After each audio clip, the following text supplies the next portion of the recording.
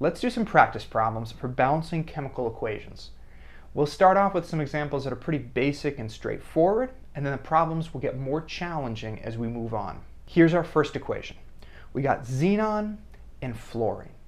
We want to keep track of how many atoms of these elements we have on both sides of the equation, so we're going to make a little chart, okay?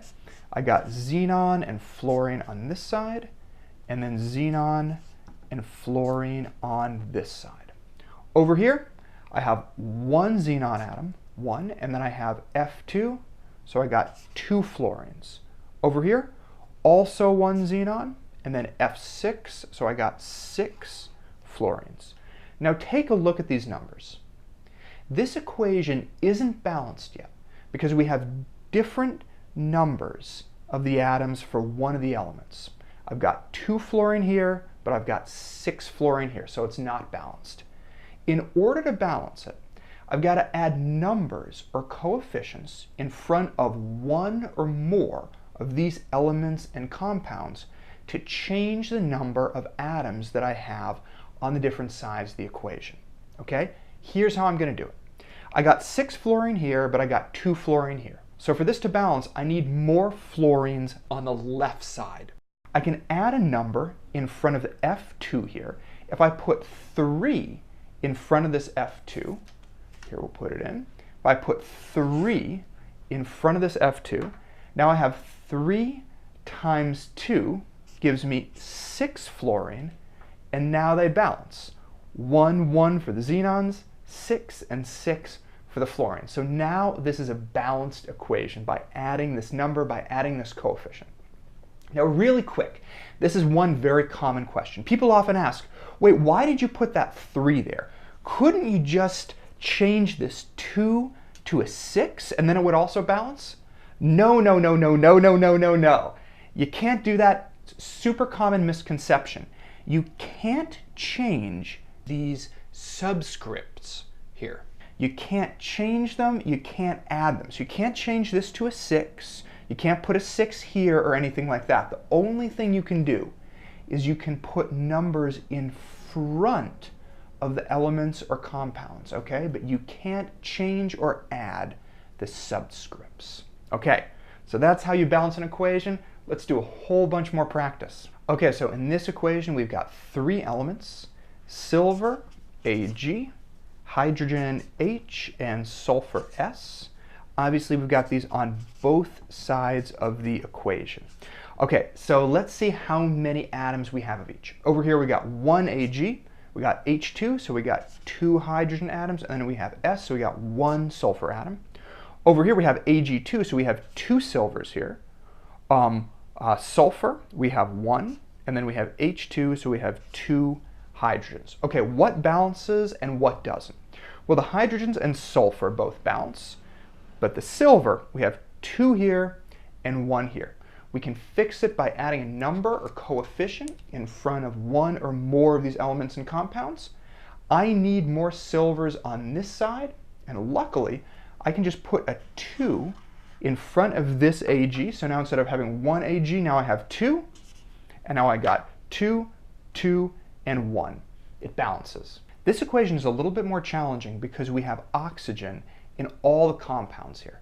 That means we're just going to have to be a little bit more careful when we're adding up the number of oxygen atoms that we have. Okay, so the elements in this equation. We got K, potassium, O, oxygen, H, hydrogen, and C, carbon. And over on this side, we've got potassium, oxygen, hydrogen, and carbon. Okay, how many of each of these do we have? Okay, we got 1 potassium here. Now for oxygen, this is where you just got to be a little bit more careful, okay? Because we have 1 oxygen here, but then we have 2 oxygens here. So 1 plus 2, total we have 3. Then hydrogen, we got 1 of those, and carbon, we got 1 of those. Over here for potassium, we have 2 of these because we got K2. Then oxygen, we have 3 there, and we have 1 there. It's going to give us 4 total. Then we have H2, we have 2 hydrogens, and 1 carbon.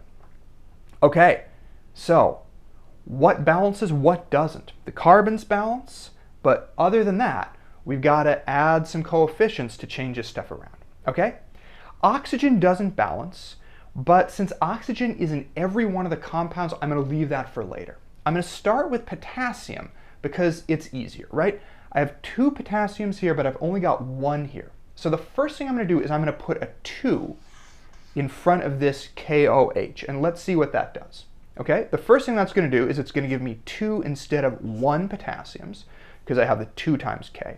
Now for oxygens, let's look at how it's going to change that. Now I'm going to have 2 oxygens, because 2 times that, plus the 2 that I have over there in CO2. So I'm going to have 2 plus 2 is now going to give me 4. So I've got 4 oxygens. And in terms of hydrogen, now I'm going to have 2 times 1 hydrogen. So I'm going to get 2 hydrogens. And check it out. Putting this 2 here changed everything. So now I've got 2, 4, 2, 1. It all balances. Now we're going to start doing some equations that require more than one step to balance. Okay, so this one here has sodium and chlorine. Over here we got 1 sodium and we have Cl2. We have 2 chlorine atoms. Over here we have NaCl, so we have 1 sodium, 1 Na, and 1 Cl. Okay, how am I going to start? Well, I have more chlorine on this side. I have 2 over here and I only have 1 here. Okay, so I can start out by putting a 2 in front of NaCl. Okay, that's going to give me 2 Cl, but look what else it's going to do. Okay, now I have 2 times Na, so I have 2 Nas. I also have 2 times Cl. Okay, so I also have 2 Cls. So now the Cls balance, but now I have 2 Nas, 2 sodium on this side, and I only have 1 on this side. So now to balance this out, I'm going to put a 2 in front of this Na here, and now I have 2 of these. So now on both sides of the equation, I have 2 sodiums and 2 chlorines. The equation balances. Okay, iron, oxygen, and carbon. Over here I have 1 iron, 1 oxygen, and 1 carbon. Here I have 1 iron, 2 oxygens, and 1 carbon. Okay, how am I going to balance this? The first thing I'm going to do is I'm going to balance these oxygens. Okay, so I have 2 over here and I have 1 here. I'm going to change that by putting a 2 in front of the FeO. Okay, so that's going to give me 2 oxygens, but it's also now going to multiply this Fe by 2. So now I'm going to have 2 Fe. Okay, so now I've got 2 Fe here and 1 there, so now these don't balance. So the next thing I'm going to do is I'm going to put a 2 in front of this Fe there. So now instead of having 1, I have 2 of them. Now I have 2, 2, 1. It balances. Okay, let's look at what we have here. We have silicon. On this side we have 1 of them, O2, 2 oxygen, and 1 carbon. Over here we have 1 silicon. Oxygen we have 1, and carbon we have 1 plus 1, so we have 2. Okay, so what doesn't balance? Well, the carbons don't balance and the oxygens don't balance. I'm going to leave the carbon alone for now because it's in both of these compounds. So I kind of don't want to mess with it right now, but I could. I'm just going to start out with the oxygen. Okay, I have 2 oxygens on this side and I have 1 oxygen on this side. So I'm going to multiply the CO by 2, so that can give me 2 oxygens. But now it's also going to do something else, right? Because we're also multiplying the C by that 2. So that means now for the total carbons, I'm going to have the 1 from there, plus now the 2 from there. And that's going to give me a total now of 3. Okay, so now I have 3 carbons here. I've got 1 carbon here, so I'm going to put a 3 in front of this carbon. That's the only carbon on this side. So now I have 3 times 1 is 3. 1, 2, and 3. And they balance. This equation has 5 different elements in it, and it also has these parentheses, so we'll talk about these in a minute. First, the number of atoms.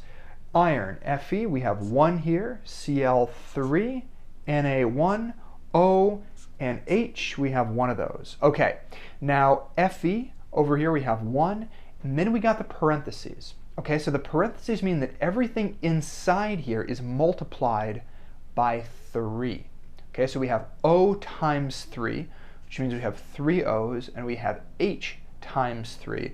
So that's 3 H's. And then we have Na and Cl, so 1 each of those. Okay, so where are we going to start with this?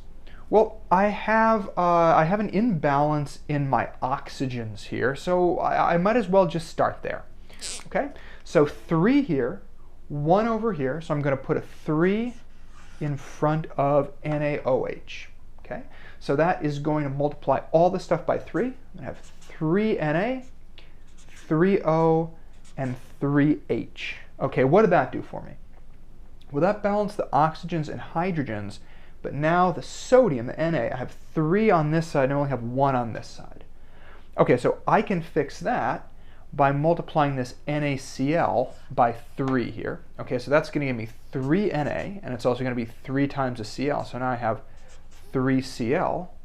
And check it out, that fixed it. I have 3 Cl over here, but I got 3 Cl there. Great, so 1, 3, 3, 3, 3, it balances. We got some more parentheses here. Let's take a look at this equation. Okay, I have 1 aluminum, 2 hydrogens, 1 sulfur, and 4 oxygens. Then over here I have 2 aluminums. Everything in here is multiplied by 3. So that means that I have 3 sulfurs, and I have 4 times 3, which is 12 oxygens, and then I have 2 hydrogens. Okay, what am I going to do first? Well, take a look at this. We have aluminum and we have hydrogen on their own. So I'm going to save them for last. I don't want to balance them right now because we can use these at the end to straighten out some of these details. So let's look right now at sulfur and oxygen. I can fix both the sulfur and the oxygen and balance them by multiplying these by 3, right? I have 3 sulfurs and 12 oxygens. So if I just multiply these by 3, I can get them to balance. So I've got sulfur and oxygen there. So I'm going to start by putting a 3 in front of that. Okay? That's then going to give me 3 sulfurs and 3 times 4, 12 oxygens. And it's also going to give me some more hydrogens. Okay, so now I got 6 hydrogens. Okay, so we got the sulfur and the oxygen to balance now just by multiplying by 3. Now my hydrogen doesn't balance. I have 6 on this side, 2 on this side. So I can fix that by multiplying the hydrogen by 3. Now I have 3 times 2 on this side, which is going to give me 6. And then take a look at the aluminum. I have 2 on this side, 1 on this side, but I can fix that by multiplying by 2 over here. And then I get those to balance and everything's good. You may have noticed these are getting a little bit more complex. It takes more and more steps to balance them. Okay, so for this we have 1 nitrogen, we have 3 hydrogens, we have 1 Cu, which is copper, and we have 1 oxygen. Over here we have 2 nitrogens, 2 hydrogens, 1 copper, and 1 oxygen. Okay, where am I going to begin with this?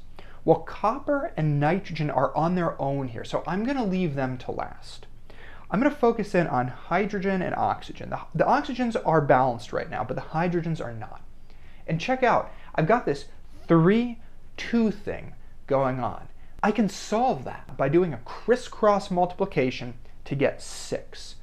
So the hydrogens are here. I'm going to multiply this by 2, and then I'm going to multiply this by 3. Okay, what that's going to do is it's going to give me 2 times 3, 6 hydrogens. It's also going to give me 2 nitrogens. And then over here, it's going to give me 3 times 2 hydrogens, which is 6. And then 3 times 1, which is 3 oxygens. Okay, so now I've got my hydrogens balanced. The next thing that I can do is leaving copper and nitrogen for later. Let's balance the oxygens. Okay, I have 3 on this side, I have 1 on this side. My oxygen is there, so I'm going to multiply this by 3. So I'm going to do 3 times 1, get 3 oxygens. But I'm also going to get 3 times 1 for copper. Okay, so now my oxygens balance, but my copper is still a problem here. Okay, so what I'm going to do there is I need 3 on this side because I have 3 on that side. But luckily copper is by itself. So that's what I say, like at the very end you can go through and fix this stuff. So I'll put a 3 there in front of copper. So 3 times 1 gives me 3 for copper. So this balances now.